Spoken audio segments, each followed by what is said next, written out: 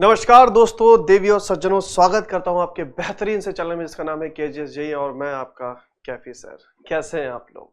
तो कैसे हैं आप लोग?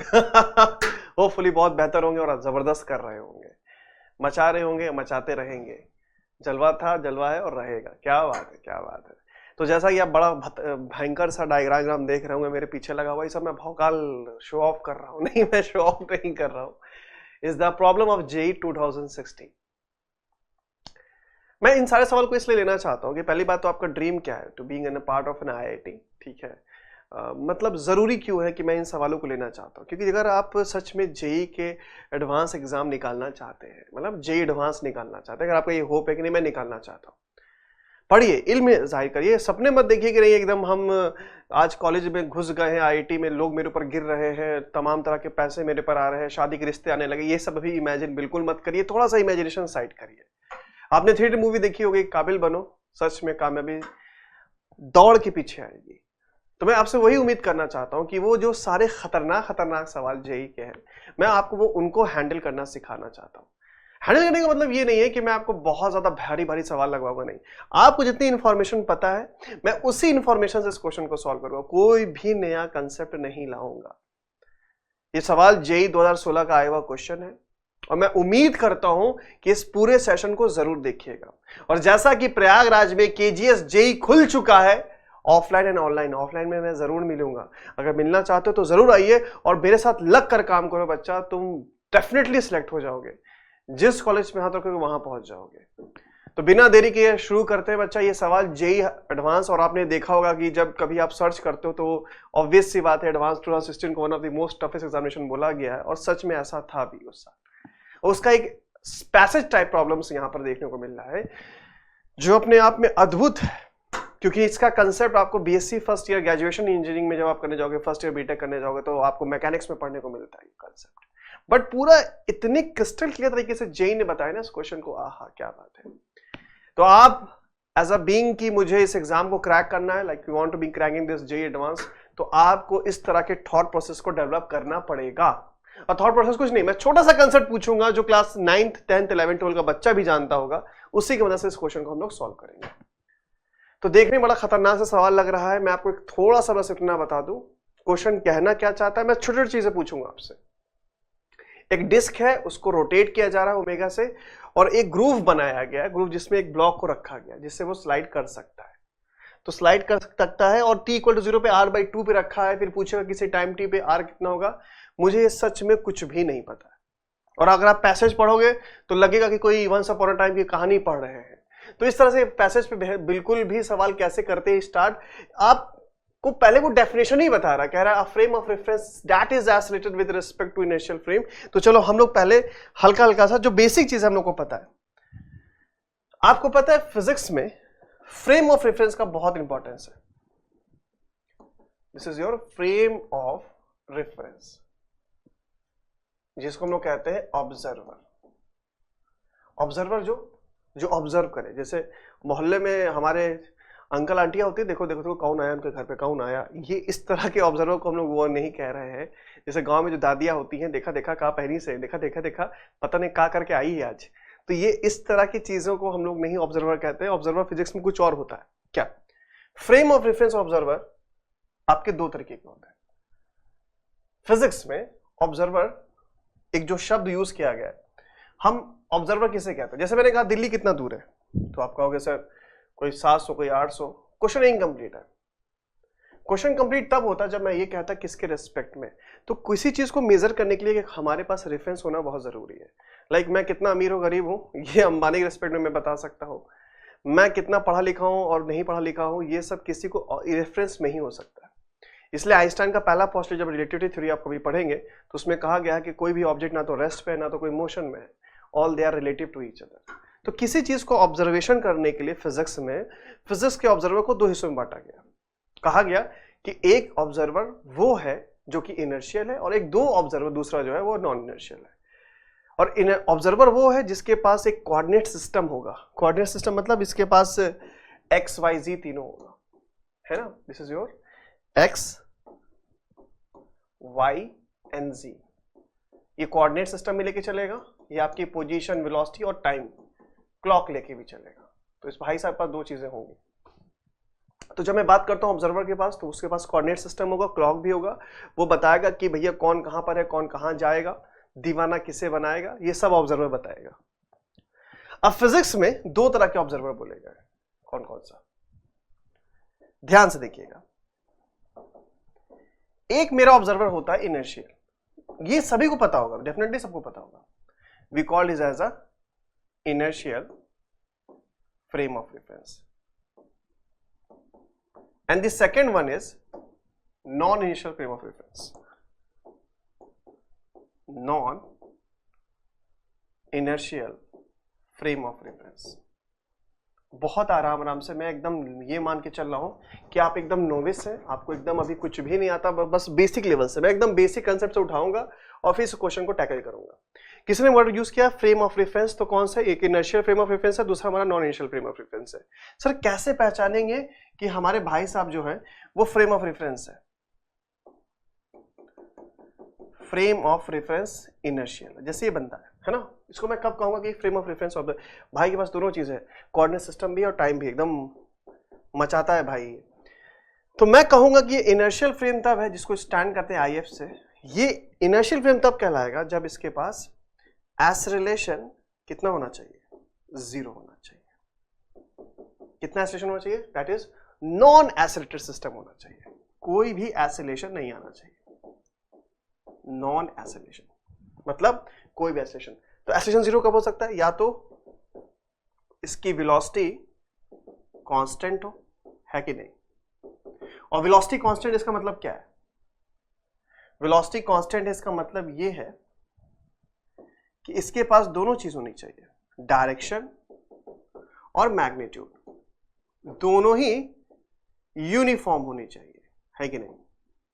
वो छोटी छोटी बात समझा रहा हूं। कोई तुमसे पूछता है फ्रेम ऑफ रेफरेंस कितने तरह के? फिजिक्स में दो तरह का, एक इनर्शियल है, दूसरा क्या है आपके पास? नॉन इनर्शियल है। मैंने कहा कि मेरे पास इनर्शियल फ्रेम रेफरेंस कब कहलाएगा? जब इसके पास कोई एक्सेलरेशन नहीं होना चाहिए। फर्स्ट ऑफ ऑल एक्सेलरेशन नहीं होगा मतलब इसकी वेलोसिटी कांस्टेंट होनी चाहिए, या फिर परमानेंट रेस्ट पे होना चाहिए। मोमेंटरी रेस्ट पे नहीं, परमानेंट रेस्ट पे। याद करो, आप एक बॉल ड्रॉप करते थे, उस कंडीशन में वो ऑब्जर्वर कैसा होगा? कमेंट सेक्शन में जरूर बताइएगा, ठीक है? नाउ सेकंड, ये तुम्हारा इनर्शियल है, जिसके पास एक्सेलरेशन 0 या फिर वेलोसिटी कांस्टेंट हो, ये कह सकते हैं। या सर एकदम परमानेंट रेस्ट पे हिल ही नहीं रहा है किसी भी तरीके से, कोई भी मोशन उसके पास नहीं हो चाहिए, रोटेशन, ट्रांसलेशन, रोलिंग, कोई भी मोशन उसके पास नहीं हो चाहिए। अगर एक तरफ मैं बोलूं कि नॉन इनर्शियल ऑब्जर्वर किसे कहते हैं, तो बहुत आसान है बच्चा, देखो ध्यान से किसे कहते हैं। मान लेते हैं मेरे पास ये बंदा है, बहुत प्यारा सा, और इसका अगर एक्सेलरेशन, ये कैसा होना चाहिए? अगर ये एक्सेलरेटिंग होगा, which means a is not equal 0, इसके पास एक्सेलरेशन होना चाहिए, चाहे रिटार्डेशन हो, चाहे एक्सेलरेटेड हो, कुछ भी हो, चाहे यूनिफॉर्म हो, चाहे नॉन यूनिफॉर्म हो, उससे कोई मतलब नहीं, बस एक्सेलरेशन होना चाहिए। अगर एक्सेलरेशन 0 नहीं, मतलब एक्सेलरेशन इसके पास है, तो ये ऐसा ऑब्जर्वर क्या कहलाएगा? Non inertial frame of reference. या फिर मैं कह सकता हूं जिसकी वेलोसिटी क्या कर रही हो? चेंज हो रही हो। और वेलोसिटी किन चीजों मिलकर बना है? वेक्टर क्वांटिटी है, डायरेक्शन भी होगा और मैग्नीट्यूड। अगर इन दोनों में से कुछ भी बदला तो कुल मिला के वेलोसिटी का चेंज आया, वेलोसिटी का चेंज आया तो उसके पास क्या है? एक्सेलरेशन। ये जो डेफिनेशन है बेसिक। तो can we distinguish inertial and non inertial frame of reference? क्योंकि तभी इस क्वेश्चन को हम लोग आराम से कर सकते हैं। बाकी उस क्वेश्चन में कुछ भी नहीं, देख के डर लग रहा है, खतरनाक सा है, लग रहा है कि मुंह पे आके गिर ना जाए, पढ़ते पढ़ते पूरा पेपर ही खत्म हो गया 3 घंटे, ऐसा मत सोचिएगा। बहुत ध्यान से देखिएगा कैसे करेंगे इसको। तो this is a frame of reference, inertial frame of reference, non inertial frame of reference, और इस तरह से इसको डिस्टिंग्विश मैंने किया। पक्का? कोई दिक्कत ना? अब कैसे पहचानेंगे? अगर मैं आपसे पूछूं यूनिफॉर्म सर्कुलर मोशन में जो ऑब्जर्वर होगा, जैसे अगर मैं खुद की पृथ्वी की बात करूं, अर्थ की बात करूं, तो हम लोग कैसे ऑब्जर्वर है? इनर्शियल की नॉन इनर्शियल है? अगर हम लोग खुद की बात करें, आपको पता है, लेट्स सपोज कि हमारा अर्थ है ना, और ये अर्थ जो है वो कैसा मोशन कर रहा है? Uniform circular motion, uniform circular motion. मतलब इसकी वेलोसिटी हर जगह क्या होगी? चेंज होगी कि फिक्स होगी? आप नोटिस कर सकते हैं यूनिफॉर्म सर्कुलर मोशन, अगर कोई पार्टिकल यूनिफॉर्म सर्कुलर मोशन में मूव कर रहा है तो क्या वो इनर्शियल नॉन इनर्शियल है? आपको क्या लगेगा कि मैंने कहा कि इसकी स्पीड 2 मीटर पर सेकेंड है, तो हर जगह 2 मीटर पर सेकेंड होगा, मगर क्या चीज चेंज कर रही है? इसकी डायरेक्शन क्या हो जाएगी, डायरेक्शन कहीं ना कहीं चेंज हो रही है, तो इसके पास एक्सेलरेशन होगा, कौन सा एक्सेलरेशन होगा, सेंट्रीपिटल एक्सेलरेशन होगा। तो ये कैसे ऑब्जर्व हो गया, हम लोग कैसे ऑब्जर्वर है, हम लोग देखा जाए तो नॉन इनिशियल ऑब्जर्वर है, बट ये भी डिपेंड करता है किसके रिस्पेक्ट में, तो इसलिए आइंस्टाइन का पहला पोस्टुलेट यही है। तो बड़ा डिफिकल्ट है डिस्टिंग्विश करना कि इनर्शियल नॉन इनर्शियल, तो हम लोग ये मान के चलते हैं कि अर्थ हमारा परमानेंट रेस्ट पे ही है, हम ये मान के चलते ही हमारा एजम्पशन है, बट एग्जैक्टली में ऐसा नहीं है। जब फिजिक्स को सॉल्व करते हैं तो ये हमारा एजम्पशन मान के चलते ही है। तो ये पहचानना बहुत जरूरी है कि जैसे मैंने कहा एक वैन है, बहुत ध्यान से देखिएगा, और पता है मैं एकदम नोविस मान के चलो कि हर एक बच्चा जो बहुत लो लेवल पे है वो हर एक बंदा इस चीज को कवर कर सके, ठीक है ना, बहुत ध्यान से देखना। एक वैन है और ये बंदा इस पे चल रहा है, बहुत ध्यान से, और इसकी एक्सेलरेशन दे रखा है 4 मीटर पर सेकेंड, और दो बंदे, एक बंदा भाई 1 है इसको क्या नाम, एक 2 है, और एक ग्राउंड पे। अगर मैं तुमसे पूछूं कि इसमें इनर्शियल ऑब्जर्वर कौन सा है, तो आप कहोगे सर इनर्शियल वो है जिसके पास एक्सेलरेशन नहीं होना चाहिए, बिल्कुल। और नॉन इनर्शियल कौन है, सर इसके पास एक्सेलरेशन, जितनी वैन की एक्सेलरेशन है 4 मीटर पर सेकेंड, उसका भी वही एक्सेलरेशन होगा। तो ये कैसा ऑब्जर्वर है, नॉन इनर्शियल फ्रेम। और ये कैसा है बच्चा, ये है आपका इनर्शियल फ्रेम। व्हाई, बिकॉज इसके पास एक्सेलरेशन कितना है 0, बट इसका एक्सेलरेशन कितना होगा 4, क्योंकि अगर ये एक्सेलरेशन इसके पास नहीं होगा तो पता चला बस जम्मू कश्मीर पहुंच गए, ये भाई साहब अभी तक दिल्ली में अटके हुए हैं, तो साथ साथ पहुंचेगा ना। ये कैसा लगा, आई थिंक यहां तक सभी को क्लियर हो जाना चाहिए कि that is the difference between inertial और इनर्शियल। मैं बहुत बेसिक लेवल से शुरू कर रहा हूं कि एक बंदा जो बहुत जेई से डरता है, घबराता है, डरता है कि कैसे इनिशिएट करे, इतना ज्यादा रौला बना दिया गया आईआईटी का कि घबराहट से आदमी तैयारी करने छोड़ के भाग जा रहा है। तो वो रौला नहीं देखना है हमें, फाइनली कंक्रीट वे से कि एक जो बहुत टफेस्ट क्वेश्चन जिसको कहा जा रहा है उसे कैसे सॉल्व करें। और करना कुछ नहीं, आपके छोटे कंसेप्ट से सॉल्व होगा, पक्का। चलो इनर्शियल और इनर्शियल फ्रेम, आपने न्यूटन का सेकंड लॉ पढ़ा होगा, तो आप पहचान सकते हो इनर्शियल किसे कहते हैं, नॉन इनर्शियल किसे कहते हैं। तो कुल मिला के जिसके पास एक्सेलरेशन आ जाएगा वो नॉन इनर्शियल फ्रेम है सर, जिसके पास एक्सेलरेशन आएगा नहीं वो इनर्शियल फ्रेम है। अगर हम एनएलएम की बात करें, न्यूटन्स लॉ ऑफ मोशन, तो सेकेंड लॉ क्या कहता है, आपने पढ़ा होगा, F बराबर, बेसिक सी बात करो, हम मास कांस्टेंट लेके चल रहे हैं, तो सिग्मा F रियल फोर्सेस मास इनटू एक्सेलरेशन। मतलब अगर इस ऑब्जर्वर जो इनर्शियल ऑब्जर्वर है उसके रिस्पेक्ट में अगर आप न्यूटन्स लॉ लगाएंगे तो सारे रियल फोर्सेस आपको लेके चलना पड़ेगा, और मास इनटू एक्सेलरेशन, एक्सेलरेशन किसके रिस्पेक्ट में, with respect to inertial frame. तो सारे फोर्स, जैसे मैं अगर बात करूं, जैसे ये ऑब्जर्वर कौन सा मेरा इनर्शियल फ्रेम है, और अगर मैं इसके रिस्पेक्ट में क्वेश्चन सॉल्व करूंगा ना तो मैं सारे फोर्सेस दिखाऊंगा, रियल फोर्सेस कौन कौन सा, ग्रेविटी, नॉर्मल, और कोई रियल फोर्सेस नहीं, यही दिख रहे हैं हमको, और मास इनटू एक्सेलरेशन, मास कितना आपके पास हुआ है, अगर ये आप सॉल्व करना चाहोगे तो। बट अगर हमने क्या ले लिया, अगर हमने नॉन इनिशियल फ्रेम रख लिया, अब जो न्यूटन का सेकेंड लॉ था यहां पर उसको थोड़ा मॉडिफाई किया गया with respect to non initial observer. तब इसमें उन्होंने कहा कि आपको एक चीज चेंज करना पड़ेगा, sigma F force real forces sum of, कौन सा forces, sum of real forces, जितने रियल फोर्सेस एक्ट हो रहे सिस्टम में, प्लस विस्कस फोर्स, सॉरी बड़ा प्यारा सा नाम है, फिस्कस फोर्स कहते हैं इसको, मैं दिखाता हूं कैसे, बड़ा प्यारा सा नाम है, कहाँ गया, हाँ यस यस, इसमें नाम नहीं लिखा हुआ है ना, हाँ हाँ बड़ा प्यारा सा नाम है, क्या क्या क्या, नहीं, या फिर कह सकते हैं सूडो फोर्स भी कह सकते हैं, है ना। फिस्कस कहानी, काल्पनिक कहानी कहते हैं, फिस्कस स्टोरी, मतलब ऐसा रियलिस्टिक में नहीं है, equal to mass into acceleration. ये एक्सेलरेशन क्या है सर, ये एक्सेलरेशन है विद रिस्पेक्ट टू किसके, नॉन इनर्शियल ऑब्जर्वर के रिस्पेक्ट में। तो ये आपका पूरा पूरा होना चाहिए। तो सम ऑफ रियल फोर्सेस, सारे रियल फोर्सेस को ऐड करना है, प्लस कुछ विस्कस फोर्स, जिसको विस्कस मतलब विसियस फोर्स, जैसे विस्कस वो नहीं जो मैं बता रहा हूं, फिसियस मतलब जो कि काल्पनिक फोर्स है, इसमें सूडो फोर्स आता है, कोरोलिसिस फोर्स आता है, ये सारे फोर्सेस हो गए। बट अगर हमने इनर्शियल फ्रेम रिस्पेक्ट में क्वेश्चन सॉल्व करेंगे तो सारे रियल फोर्सेस दिखाने होंगे इनटू मास इनटू एक्सेलरेशन, किसके रिस्पेक्ट में, इनर्शियल। बट अगर हम ये क्वेश्चन नॉन इनर्शियल रिस्पेक्ट में सॉल्व करेंगे तब सम ऑफ रियल फोर्सेस, जितने भी रियल फोर्सेस एक्ट होते हैं उसके ऊपर, प्लस साथ साथ फिस्कस फोर्स भी आपको दिखाना होगा, फिसियस फोर्स जिसको सूडो फोर्स भी कह सकते हैं, मैं बोल नहीं पा रहा हूं, दिक्कत हो रही है, जीभ लपलपा रही है, मास, और एक्सेलरेशन किसके रिस्पेक्ट में, with respect to non inertial respect. तो जिस ऑब्जर्वर के रिस्पेक्ट में आप बात करेंगे उसका एक्सेलरेशन उसके रिस्पेक्ट में आप लिखोगे यहाँ पर, तो ये है पूरा, मतलब मैंने समराइज किया इनर्शियल नॉन इनर्शियल को टू सॉल्व दिस क्वेश्चन, बस और कुछ नहीं, और कुछ है ही नहीं, बस यही है। तो बच्चा लोग पार्टी चलते हैं अपने क्वेश्चन की तरफ। तो हमने पूरा कंसेप्ट सीख लिया कि इनर्शियल नॉन इनर्शियल क्या है, मैंने छोटे लैंग्वेज समराइज किया है। एक्चुअली जब आप पीवाईक्यूज जेईई के सॉल्व करते हो ना, ये सब सवाल आपके सामने तो आप छोड़ के भाग जाते हो। मैंने ऐसा बीइंग स्टूडेंट भाई बहुत लोग ऐसा करते हैं, हम लोग खुद करते थे, जो बहुत खतरनाक सवाल था सब्जेक्टिव का छोड़ के बाहर निकल जा रहे हैं। नहीं, एक्चुअली वो टफ नहीं है, वो ऐसा माहौल बना रहा है कितना टफ लग रहा है। एज अ बीइंग इंजीनियर आपको बनना है अगर to being a part of an IIT, तो आपको इतने थॉट प्रोसेस डेवलप करने पड़ेंगे, और मेरा काम है, मैं करूंगा ना, मैं बोला ना मैं करूंगा। तो ये हमने फोर्सेस के बारे में पढ़ ली, इनर्शियल नॉन इनर्शियल, मैं आपको एक्सप्लेन करूँ इसलिए समय लग रहा है। अब क्वेश्चन की तरफ चलते हैं, ये रहा सवाल।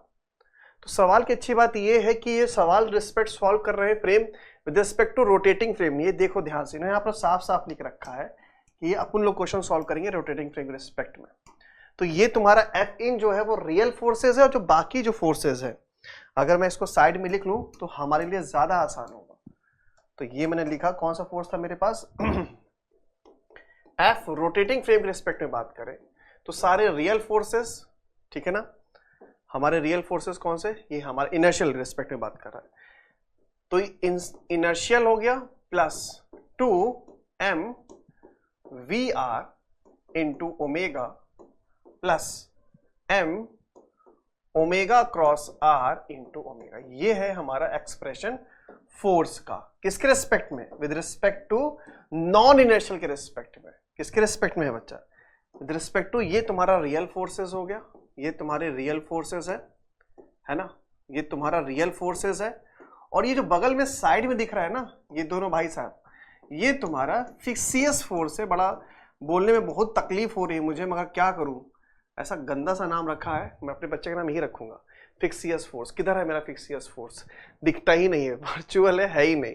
तो this is your real forces, real forces में। और ये जो फोर्स का एक्सप्रेशन बता रहा है ना विद रिस्पेक्ट टू किसके बात चल रही है, तो मेरा पहला पार्ट कहा गया ये रहा। तो कह रहा है कि जो भी बंदा यहां खड़ा है वो बता रहा है कि सारे फोर्सेस कौन कौन से इस पे लग रहे हैं। तो सारे रियल फोर्सेस कौन कौन से, पहले फोर्स एक्सप्रेशन देखे तो फोर्स एक्सप्रेशन से रियल फोर्सेस हमारा पहले नीचे क्या लगेगा, असली मसाले सा सच mgh। मुझे तो आपको सभी को पता होना चाहिए, रियल फोर्सेस में कोई दो नहीं, दुनिया में एग्जिस्ट करता है ये फोर्स, बिना इसके आप हम तो है ही नहीं कुछ। ऊपर क्या लगेगा, नॉर्मल फोर्स। ये अपन के दोनों रियल फोर्सेस है, रियल फोर्सेस मतलब जो आप जिसको फील करते हो, that is your real forces, है ना, ये आपके रियल फोर्सेस है। डायग्राम बनाता तो और टाइम चला, मैं डायग्राम नहीं बना रहा हूं। तो फोर्स के एक्सप्रेशन में क्या देखा आपने, अब ये जो एफ रोटेटिंग के रिस्पेक्ट में जो फोर्स आप लिख रहे हो, एफ इनर्शियल का हो चाहे रियल वर्ड यूज कर सकते हो, real forces plus 2 times m VR, ये जो फोर्स है ये किसके रिस्पेक्ट में है, ये फोर्स जो एडिशनल फोर्स आ रहे हैं, ये जो फोर्स आ रहे हैं वो आपको बता रहा है रोटेटिंग फ्रेम, मतलब नॉन इनर्शियल। अब अपन लोगों को एक एक बारे में इसके बारे में बात करनी है, बहुत ध्यान से देखना बच्चा। तो ये रहा। अब अगर मैं इसकी बात करूं तो ये जो फोर्स है ना वो बता रहा, वो बंदा बता रहा, वो कह रहा है पहले सारे रियल फोर्सेस दिखा लो। रियल फोर्सेस में कौन कौन आ जाएगा, आपका नॉर्मल फोर्स आएगा, ग्रेविटी फोर्स आएगा। अब पहले तो तुम कोऑर्डिनेट सिस्टम ड्राइंग कर लो, ज्यादा सही होगा। ये दे रखा है ना कोऑर्डिनेट सिस्टम इस तरह से, ये देखो। तो अपन ने इसको z एक्सिस बोल दिया है, z एक्सिस में है ना, चेक कर लूँ इतना लंबा चौड़ा, हाँ। और ये आई एक्सिस ओमेगा रोटेट कर रहा है, देखो ध्यान से, कहाँ गया, हाँ। ये जो रोटेट कर रहा है वो एक्स एक्सिस के रिस्पेक्ट में वो वाई एक्सिस, जेड एक्सिस है, ये तुम्हारा आई है, तो ऑब्वियस सी बात, ठीक है। तो कोऑर्डिनेट सिस्टम इतना तो तुमको वहां से छाट के निकालना पड़ेगा, कहाँ गया, ये रहा। तो ये अपन का जेड एक्सिस, ये अपन का एक्स एक्सिस, और उल्टा बना दी ये, हाँ। इसको पलट के उधर लगा दो, कैसा पलट के लगाए वापस वैसे ही हो गया, नहीं यहाँ पर लगाओ। And this is your y axis and these are mutually perpendicular axis, ठीक है ना, ये रहा। बहुत ध्यान से, शाबाश, भागना मत, पूरा वीडियो देखना बच्चा। मैं यही दिखाना चाह रहा हूं कि टफेस्ट सवाल को सॉल्व हम लोगों को करना ही है, चाहे जैसे भी करके। तो जो रोटेटिंग ऑब्जर्वर है ये बता रहा है कि तुम्हारे पास सारे रियल फोर्सेस हैं सर, ये n और mg को बैलेंस कर देगा बिना सोच समझे। अगर तुमसे कोई n पूछेगा तो किसके एक्सिस के होंगे, z एक्सिस, रियल फोर्सेस। अब जो भी फोर्सेस है ये और ये, इसको कहते हैं फिक्सियस फोर्स। दोनों भाई को मिला के नाम क्या बोलता हूं मैं, दोनों का नाम है फिक्सियस, मतलब सूडो फोर्स टाइप का। ये झुट्टा मुट्टा वाला फोर्स है, सच में ऐसा है नहीं। और ये जो साइड में दिख रहा है ना, ये बड़ा इंपॉर्टेंट है, दैट इज योर कोरिलेसिस फोर्स। ये आप पढ़ोगे इंजीनियरिंग के फर्स्ट ईयर में, and that is your centrifugal force. यहां कहीं लिखा नहीं था बट मैं आपको साथ में मेंशन कर रहा हूं, but that's both are a pseudo force, है ना। अब जो रोटेटिंग ऑब्जर्वर है वो बोला रहा है कि पहले तुम रियल फोर्सेस दिखा दिया, अब कह रहा साथ में दो फोर्सेस और देखना, वी रिलेटिव इनटू ओमेगा। अच्छा ये फोर्स तुमको पता ही है, सेंट्रीफ्यूगल फोर्स भाई, ओमेगा क्रॉस आर। आर किधर है तुम्हारा, मैं ये तो तुमको तो इतना पता होना चाहिए कि आर तुम्हारा यहां है ना, आर तुम्हारा यहां है, ओमेगा तुम्हारा ऊपर है। अब मैं वेक्टर डायरेक्शन से निकाल सकता हूं, ध्यान से देखना, ये तुम्हारा ओमेगा है, तो क्या होगा, ओमेगा क्रॉस आर इनवर्ड होना चाहिए था, है ना, ये inward, omega cross R inward, फिर ओमेगा ऊपर है, तो फिर क्या आर ये बाहर साइड, तुमको पता होगा सेंट्रीफ्यूगल फोर्स के दिखाते हैं outside away from the centripetal. अगर भाई तुम चाहो तो डायरेक्शन इसकी मदद से भी निकाल सकते हो, वेक्टर की मदद से भी निकाल सकते हो, चाहे तुम यहां भी निकाल सकते हो। और ये वैल्यू कितनी होगी, देखो ध्यान से, मैं वेक्टर से भी निकाल सकता हूं, बाकी तुम्हें इतना कंसेप्ट तो पता होना चाहिए, centrifugal force M omega square R. ये कैसे हुआ सर, ये देखो omega cross R, omega cross R जब घुमाओगे तो तुम्हारा ये अंदर जाएगा, यहां पर, यहां कहीं जाएगा तुम्हारा क्या, ओमेगा क्रॉस आर। और फिर से जो ओमेगा क्रॉस आया है इसको एक नया वेक्टर ए बोल दो, है ना। अब ये ए और घुमाना है फिर से ओमेगा की तरफ, ये तो फिर से वापस, ये तो तुम्हारा ये फाइनली तुम्हारा फोर्स ये है। एक फोर्स मैंने ये दिखा दिया, जो तुम्हारा फिक्सियस फोर्स में एक फोर्स तुम्हारा ये आ गया, है ना। अब जो सेकंड फोर्स दे रखा है कोरिलेसिस फोर्सेस, ये बड़ा खतरनाक फोर्स, इसको और ध्यान देखो, V relative into omega. V relative क्या है भाई, जो बंदा ऑब्जर्वर उसको क्या लगे, डब्बा किधर जाएगा, मोस्ट ऑफ इसको यही लगेगा वी आर। इसका कलर चेंज कर देता हूं मैं, देखो ध्यान से, ये है तुम्हारा वी आर, है ना, और ये है तुम्हारा ओमेगा। तो उसको क्या लगेगा भाई कि भैया बंदा एक हिस्सा किधर जाएगा, तो ये तुम्हारा क्या है, वी आर क्रॉस ओमेगा। तो वी आर क्रॉस ओमेगा करोगे तो ये जो ग्रुप में ये जो ब्लॉक फंसा हुआ था, वी आर तुम्हारा राइट साइड, ओमेगा ऊपर साइड, तो घुमाओगे तो वापस अंदर, तो ये लपक किधर साइड आएगा, ये चपका देगा इसको इधर तरफ, आजा आजा आजा, ये इधर इधर चपकाएगा इसको। क्लियर हो रहा है कि नहीं हो रहा है, ये देखो ये रहा फोर्स तुम्हारा। ये फोर्स क्या होगा, because they are mutually perpendicular each other, तो ये लिख सकते हो 2m VR into ओमेगा। तो this is how to show the forces, कैसे फोर्सेस दिखाने थे। तो सबसे पहले रियल फोर्सेस दिखाया मैंने। रियल फोर्सेस कौन कौन सा भाई, जब आप विद रिस्पेक्ट टू किसके सॉल्व कर रहे हो, with respect to non inertial frame respect में कौन कौन से फोर्स आते हैं, real forces plus pseudo force या फिर फिक्सियस फोर्स, या जितने भी फोर्सेस काल्पनिक फोर्स कह सकते हैं। तो रियल फोर्सेस कौन कौन सा हो गया, एन हो गया, एमजी हो गया, ये बैलेंस कर लिया आपस में। फिर ये तो तुम्हारा सेंट्रीफ्यूगल फोर्स देखा सा लग रहा होगा, क्रॉस प्रोडक्ट तुम्हें आना चाहिए, ओमेगा क्रॉस आर इनवर्ट, फिर ओमेगा के साथ घुमाओगे तो सेंट्रीफ्यूगल फोर्स इस साइड, ये रहा तुम्हारा ये वैल्यू। और अगर इस फोर्स को दिखाना होगा तो पहले देखो वी आर, इसको बंदे को क्या लगा, ग्रुप्स के आगे ही पीछे तो कर सकता है ना भाई, इधर उधर तो हो नहीं सकता है, तो इसके स्लाइडिंग चांसेस इधर तरफ है। अबे भाई क्योंकि फोर्स ये बैलेंस कर रहा है, ये फोर्स क्या चाहेगा कि इधर निकल जाए, तो वी आर भी इस साइड ही आएगा, तो वी आर और ओमेगा ऊपर, तो वी आर ओमेगा इधर करोगे तो ये इसको दबा देगा इधर तरफ ग्रुप की तरफ दबा देगा इस तरफ से। तो इसके थ्रू भाई कांटेक्ट में आएगा, तो कांटेक्ट में आएगा तो इधर क्या लगेगा, एन, और एन किधर लगेगा। क्या सवाल पूछा है भाई, this is your actual JEE बच्चा, N1। ये सारे फोर्सेस इस तरीके से दिखाए मैंने। तो पहले मैंने रियल फोर्सेस दिखा दिए, फिर मैंने ये Coriolis centrifugal force away from the centre, ये तो तुमने पढ़ा ही होगा, एम ओमेगा स्क्वायर आर। और तुम्हारा ये एडिशनल फोर्स है जिसको कहते हैं हम लोग कोरिलेसिस फोर्स। इवन प्रेशर बेल्ट आपने क्लास 7 में पढ़ा होगा, जो यूपीएससी की तैयारी करते हैं, ट्रेड विंड जो डिफ्लेक्ट करती है, नॉर्थ साइड राइट डिफ्लेक्शन होता है, southern side west deflection, because of this phenomena, ठीक है ना, इसकी वजह से ऐसा हो रहा है। तो ये क्लियर हुआ कि नहीं हुआ यहाँ तक बाबू, इतना डिटेल में बताएंगे तभी तुम्हारा अप्रोच बनेगा, अदरवाइज बनेगा ही नहीं। तो नोटिस करने वाली बात ये है कि इस रियल फोर्स को, ये N1 ये N है, ठीक है, इसको N डैश बोल देते हैं। इस रियल N ग्रेविटी बैलेंस कर रहा है ना, इस N को कौन बैलेंस कर रहा है, ये। तो यहां पर सिर्फ बचा कौन सा फोर्स, ये फोर्स इसको बैलेंस किया, और जैसे ये लगेगा, ये कोरिलेसिस फोर्स को दबाएगा तो यहाँ पर तुरंत कांटेक्ट बन जाएगा, ऐसे है ना ग्रुप में ऐसे बीच में फंसा हुआ, ये जहां के लगेगा, आप ऐसे घुमाओगे तो ये जो इस साइड वाला ना, इस पे जाके ब्लॉक चपक जाएगा ऐसे करके, तो ये ब्लॉक पे लगाएगा एक्शन, और ये रिएक्शन कितना लगाएगा और कितना फोर्स लगेगा, इसके वजह से ये कांटेक्ट डेवलप करेगा।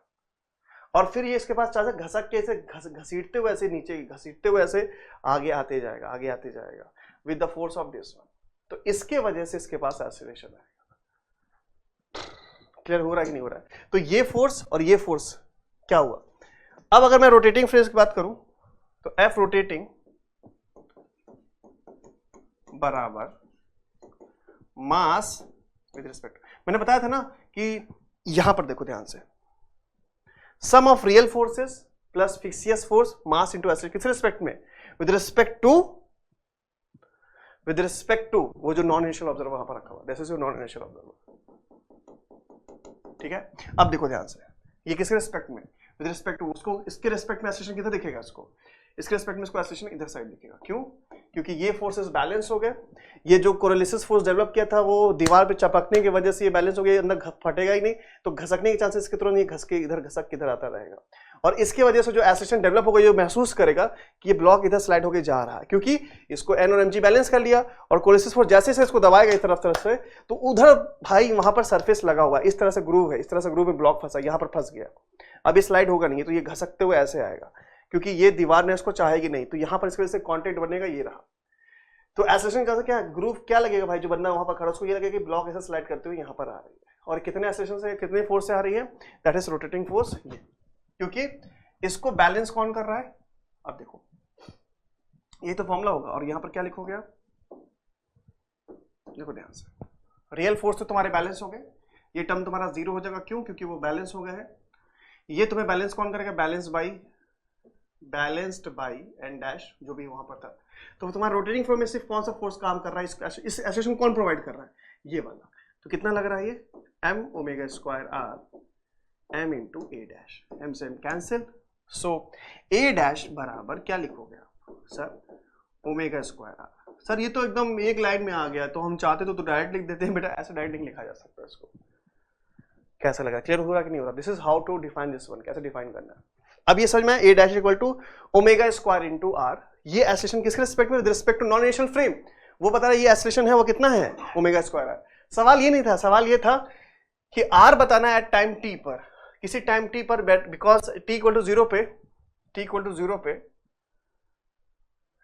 टू जीरो पे भाई साहब ये कहां पर थे? आर बाई टू पे थे। अब ये किसी टाइम टी पे कितना होगा ये पूछा गया आपसे। तो अब देखो ध्यान से, अब थोड़ी सी मैथ्स लगा देंगे, आंसर आपका आ जाएगा। This is how to explain. So बताओ कितना आ गया बच्चा? सो ए डैश बराबर ओमेगा स्क्वायर आर। अब ए डैश को क्या लिख सकते हो? तो आप ये लिख सकते हो, कुछ लोग लिखे होंगे dv बाई डी आर, फिर उसके बाद इंटीग्रेशन मार के निकालेंगे, फिर v और r का रिलेशन। एक प्रोसेस ये भी है, that is your lengthy one.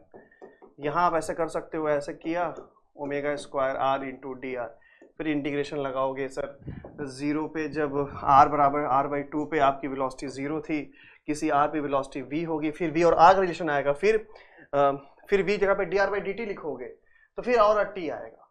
But जो तुमसे पूछ रहा है position distance of block in time t, तो एक तरीका तो ये है, आप इंटीग्रेशन कर सकते हैं। बस एक तरीका मैं डायरेक्ट ये बताता हूँ। अब इसकी एक मेथड मैं आपको और बताता हूँ। एक तो लॉन्ग मेथड ये हो गया आपका, बेसिकली आप ये इंटीग्रेट करोगे, फिर फंक्शन रखोगे, आएगा। एक मेथड ये भी कह सकता हूँ कि आप हिट एंड ट्रायल से भी कर सकते हो। हिट एंड ट्रायल से, हिट एंड ट्रायल क्या है? हिट के स्पेलिंग सही लिखे गलत लिख रहा है, ये दिन आ गए मेरे, हे भगवान।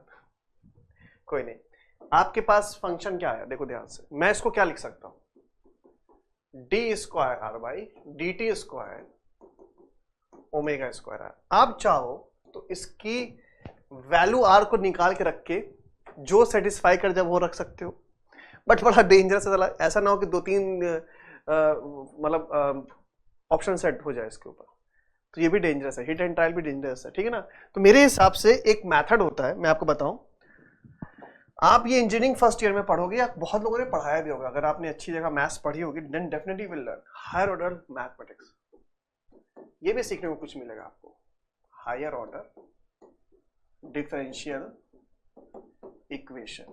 अभी मैथ्स पढ़ना हो तो बताइएगा, मजा दिला देंगे आपको higher order differential equation. Example के तौर पे अगर मैं आपसे बोलूं कि क्या आप इसको सॉल्व कर सकते हो? Solve d y square upon d x square minus 4x बराबर 0। Can you solve this one? क्या ये आप सॉल्व कर सकते हो? बहुत सिंपल सी इक्वेशन है। कर नहीं सर कैसे करेंगे, तो डबल डिफरेंशियल इक्वेशन आ गया।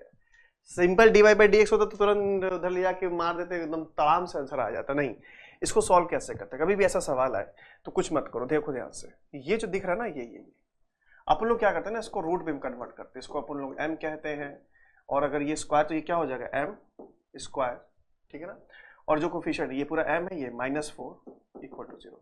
जो भी है इसको भूल जाना है, जो भी है इसको भूल जाना है। ये फाइनल फैक्टर को मैं एक तरीका सिखा रहा हूँ, और ये आपको मैथ्स में भी काम आएगा। Even you go for the high studies, जब आप इंजीनियरिंग करो तो फर्स्ट ईयर में यही पढ़ना होगा। तो रूट्स के दो वैल्यू आएंगे, m की क्या आएगा, +-2 आया, दो रूट आया। अगर दो रूट डिफरेंट आ रहे हैं, एक का m1 कितना आ रहा है, लेट्स सपोज +2 आ रहा है, और एक m2 जो है ना वो -2 आ रहा है। अगर ऐसा है तो आप इक्वेशन लिख सकते हो y बराबर c1 e1m + x c2, ये बहुत सारे रूट्स है, रूट्स आर रियल्स होंगे तो ये होगा, रियल्स और डिस्टिंक्ट होंगे तो ये लिखते हैं, रूट्स जब इक्वल होंगे तब क्या लिखते हैं, ये आप फर्स्ट ईयर पढ़ोगे। तो मैं आपको इतना हिंट दे रहा हूँ, कभी भी ऐसा आता है हाइड्रोल डिफरेंशियल इक्वेशन, इसको m से रिप्लेस करो, ये रूट निकालते हैं हम लोग, रूट निकाला +- इस तरह। इसी तरीके से हम लोग इसकी मदद से यहाँ पर भी रूट निकाल सकते हैं। तो यहाँ पर क्या आ जाएगा इक्वेशन की, c1 e2x + c2 e -2x, इस तरह से भी आप लिख सकते हो। बट हमारे पास जो क्वेश्चन था फिजिक्स में वो ये था कि d² अपॉन ω² × r, है ना। आप लोग इसको ये भी लिख सकते हैं, d² अपॉन dt² -ω² r बराबर 0। क्या लिख सकते हैं इस तरह से? बिल्कुल लिख सकते हैं, ये रहा। अब इसकी रूट कैसे निकालेंगे हम लोग का फंक्शन r और t है, तो r left side t right side, इस तरह से देखो ध्यान से, इसको अरेंज करके इसको कंपेयर करके सॉल्व कर सकते हो। बाकी इतने इंजीनियर हो तो ध्यान से कर ही सकते हो भाई, इंजीनियर कुछ भी कर सकता है। ये लिखा, सो रूट की वैल्यू क्या आ जाएगी, m की वैल्यू आएगी +-ω, तो मतलब m1 की वैल्यू कितनी है, ओमेगा, और m2 की वैल्यू कितनी लिखी, -ω। इसी तरीके से यहाँ y था तो यहाँ क्या हो जाएगा, r c1 e ω_t, because notice here this is t, plus c2 e -ω_t, this is your function between r and t। ये तुम्हारी बहुत मदद करेगा। Look at this, how to solve this one. अगर कभी higher order differential equation solve करना आता है तो आप देख रहे हो ना कि आप एक क्वेश्चन से बहुत सारी चीजें सीख रहे हो।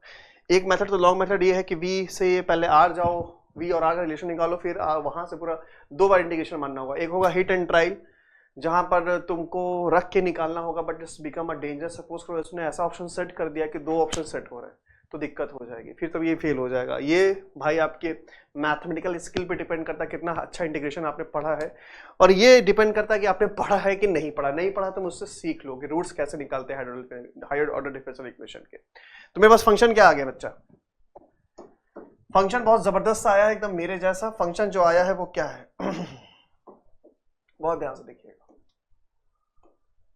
फंक्शन जो आया है वो ये रहा आपके पास। क्या फंक्शन है आपके पास, r बराबर c1 e ω_t c2 e -ω_t, this is your function. अब आपको बहुत सारी चीजें दे रखी हैं भाई, ये तो सॉल्व करना आता है कि t = 0 पे आपका पार्टिकल कहां पर था, पहली कंडीशन लगा है t = 0, क्योंकि c1 c2 इज कांस्टेंट, इसको सॉल्व करना पड़ेगा। सो r इज r/2 पे था, ठीक है, रख देते हैं। तो r/2 c1 e⁻0 c2 e⁻0, तो ओके, पहला रिलेशन क्या आ गया, पहला एक कांस्टेंट का इक्वेशन c1 + c2 बराबर r/2, ये आएगा। This is your equation number 1। 2 constant है तो 2 कंडीशन लिखनी पड़ेगी। फिर क्या लिखी कंडीशन थी कि एट t = 0 वेलोसिटी भी कितनी थी, 0 थी भैया। तो वेलोसिटी कैसे निकालोगे, dr/dt से c1 ω e ω_t, उसको फिर सॉल्व करना पड़ेगा, minus c2 ω e⁻−ω_t। Can we write this one, yes. और बताओ, यहां रखा हम लोगों ने तो क्या आ जाएगा, वेलोसिटी तो तुम्हारी 0 थी, t = 0 पे, तो यहां पर कितना हो जाएगा, c1 ω - c2 ω। तो c1 - c2 बराबर 0, सो देयरफॉर c1 बराबर c2। तो अब ये चीज समझ में आ गई, c1 बराबर c2 होगा तो रखेंगे तो कितना हो जाएगा बच्चा, r/4। This is your constant. क्या बात है, क्या बात है। तो अब मेरा फंक्शन आ जाएगा बच्चा, क्या हो जाएगा, r, c1 कितना था, r/4, और ये कितना था, e ω_t plus e -ω_t। This is the answer. क्या सवाल है किसी टाइम t पे, क्या क्वेश्चन है भाई, क्या क्वेश्चन है, क्या बनाया जेई ने सवाल। देख रहे हो कि एक पूरा निचोड़ निकाल दिया। अगर यही सारे सवाल को तो हमको करना है, बाकी तो तुम आराम से पीवाईक्यू सॉल्व कर सकते हो। हम वो पीवाईक्यू उठाएंगे जहां दम और ताकत दोनों लगती है और घुटन दम भर भर के होता है ना। आई होप कि यहां तक सबको समझ में आएगा। तो कौन सा ऑप्शन होगा बच्चा, लेट्स सी। देख सकते हैं कि माइज भी करा, इसलिए फालतू को हमने लिख दिया है। कौन सा है? Perfect, this is C option is the correct. बहुत सही, ये बहुत बढ़िया, मजा आ गया, परफेक्ट। मुझे बहुत खुशी हुई सॉल्व करके, क्योंकि मैंने एक स्टेप को बहुत डिटेल में, बहुत डिस्क्रिप्टिव वे में समझाया, क्योंकि एक नोविस स्टूडेंट भी यहां तक पहुंच सके आराम से कि जिससे इससे रिलेटेड कोई भी सवाल लिखेगा तो वो धुआं धुआं कर देगा। क्योंकि ये धुआं धुआं सा रहने दो, मुझे इश्क के आग में जलने दो, ये आप हमेशा कहते रहो, ये पागल दिल मेरा। तो बच्चा क्वेश्चन नंबर 3 अब हमारा जो है नेट रिएक्शन फोर्स पूछ रहा है। नेट रिएक्शन फोर्स मतलब इस पे लगने वाले कांटेक्ट फोर्स कौन कौन से।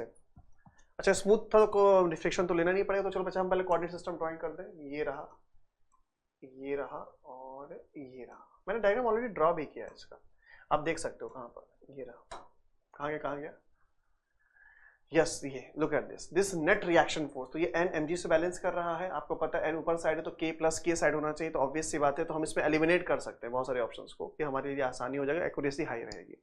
तो पहले हम सारे फोर्सेस दिखाते बच्चा, कौन कौन सा फोर्स था। तो पहला लगने वाला फोर्सेस हमारे पास एन है ना। दूसरा फोर्स हमारा असली मसाले सच MGH, खाओ इसको, मसाला नहीं खाना भी, मसाला ना खा लेना, ठीक है। चलो ठीक। नेक्स्ट देखो ये रहा, और ये है तुम्हारा 2m v into R, sorry v into omega. ये तुमको पता होना चाहिए था, ये लिखवाया भी था मैंने। और ये तुम्हारा n डैश, इसका नाम बदल देता हूँ, कौन सा रखा है, हरा रखते हैं, जगला लाल दिखे हैं मुझको, n डैश। तो ये पार्ट नहीं हो सकता, क्यों? क्योंकि ये तुम्हारा वेक्टर फॉर्म में कितना हो जाएगा, because this is k, this is I and this is your j, mg और this is your k vector. तो ना तो a होगा ना तो d होगा, या तो b होगा या तो c होगा, ठीक है। नेक्स्ट कैसे पता करें? अगर मैं पूछूं n डैश कितना होगा, सो n डैश बराबर 2mv into omega. Very good, क्या बात है, क्या बात है, क्या बात है, वेरी गुड। सो v की वैल्यू कैसे निकालेंगे? v की वैल्यू अगर पता चल जाए तो अपन थोड़ा अच्छा कर सकता है। अपन कैसे अच्छा करेगा? v कैसे निकाला था हम लोगों ने? v कहाँ गया, v कहाँ गया, हाँ ये रहा था। v भाई साहब कहाँ गए, ओ भैया v कहाँ गए हो? चलो v नहीं पता, v मैंने निकाला था यहाँ, या ये रहा। इसके वजह से v निकाल सकते हैं आप। कैसे? देखो ध्यान से। हाँ, अब देखो हमें पता था ना r कितना था, r बराबर हमारा ऑप्शन आ गया था r/4 e की पावर ओमेगा टी ई की power minus omega T. Sorry, v बराबर क्या होता है, रिलेटिव वेलोसिटी, सॉरी हाँ dr/dt। ये ओमेगा बाहर आ जाएगा, है ना, बाकी एज इट इज वैसे ही रहेगा, माइनस ई ओमेगा टी। भाई माइनस था ना, तो माइनस मैंने बाहर ले लिया। Now put n in that condition you will get n dash बराबर, क्या सवाल है, बाप रे बाप, मैया रे मैया, r इंटू ओमेगा बाई 4, है ना, e की पावर ओमेगा टी ई की पावर प्लस, ठीक है ना। तो ये कैंसिल हो गया, कितना आ गया ऑप्शन, कितना आएगा, ला मी चेक, n डैश बराबर ओमेगा, सॉरी हाँ 1/2 m omega square r e की पावर ओमेगा टी माइनस ई की power minus omega T. This is your answer. But what about direction? I think this should be a j। Yeah, this is how to find this one. तो कौन सा option लग रहा है? That is second one. Perfect. कैसा लगा? तो बच्चा मैंने एक एक स्टेप, एक एक चीज, मैं ये मान के चल रहा हूं कि कोई भी स्टूडेंट हो, किसी भी क्लासरूम का हो, वो चाहे 11th हो चाहे 12th हो, अगर बेसिक सा फॉर्मूला उसको पता है और छोटे से आइडिया पता है कंसेप्ट के, तो है मतलब मैंने एक एक चीज को बहुत बारीकी से समझाया है। And why just choosing this problem? Because it's one of the most toughest question. कह सकते हैं सच में toughest है। फर्स्ट टाइम कोई भी देखेगा बड़ा की आराम से गिर जाएगा। थॉट प्रोसेस डेवलप करवाना, तो मैंने बस वही दिखाना चाहता हूं कि आपकी प्रयागराज ऑफलाइन सेंटर पे मैं हूं, तो जेई में घरवाने कोई बात ही नहीं है आपको। आप आइए ऑफलाइन सेंटर में, ऐसे सवाल डेली करवाऊंगा, थॉट प्रोसेस लेवल पे डेवलप कर दूंगा कि आप खुद ब खुद अपने दम पे करोगे। और जब इन सारे सवाल के ऊपर ताकत रखते हो समझने की और करने की ना बच्चा, तो फिर कोई जेई बचता नहीं है। तो दैट्स वाई मैंने एक स्टेप, एक एक चीज समझाई, आपको सिखाया बाबू, जिनसे आप बहुत सारी चीजें सीख सकते हो। और आई होप कि ये सेशन आपको बहुत अच्छा लगा होता है। मिलते हैं बच्चा नेक्स्ट क्लास में। नमस्कार, सत श्री अकाल, आदाब।